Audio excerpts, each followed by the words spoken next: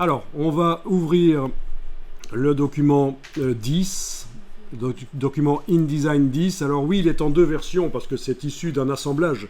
Il y a le INDD, vous allez tenter de l'ouvrir dans votre InDesign. Et si ça ne marche pas, il faudra ouvrir le IDML. Mais j'aimerais que le INDD soit ouvrable parce que après on a plein d'autres INDD à ouvrir, vous voyez, pour voir la progression dans le document. Ça ne fonctionne pas. Il n'est pas en train de convertir en ligne. Il ne dit pas conversion en ligne.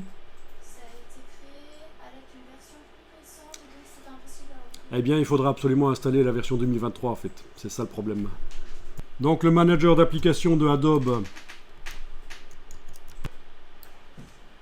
Voilà. Alors je vérifie parce que les versions, les numéros, j'ai arrêté de suivre ça quand j'avais 15 ans. Non, je rigole. Alors voyons un peu. InDesign, la version la plus récente en fait, oui, c'est la 18. Voilà, c'est celle-là que vous devez installer par le manager d'application.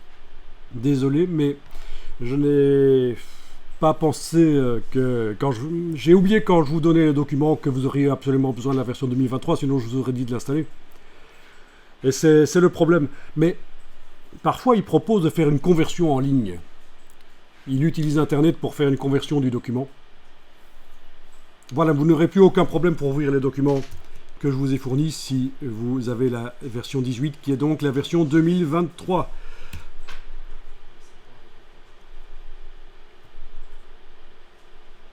Alors peut-être que quand vous l'installez, il va vous demander, il y aura peut-être une case à cocher, effacer les anciennes versions. Décochez cette case, comme ça vous gardez au cas où la version 2022. Ça peut être bien, on ne sait jamais.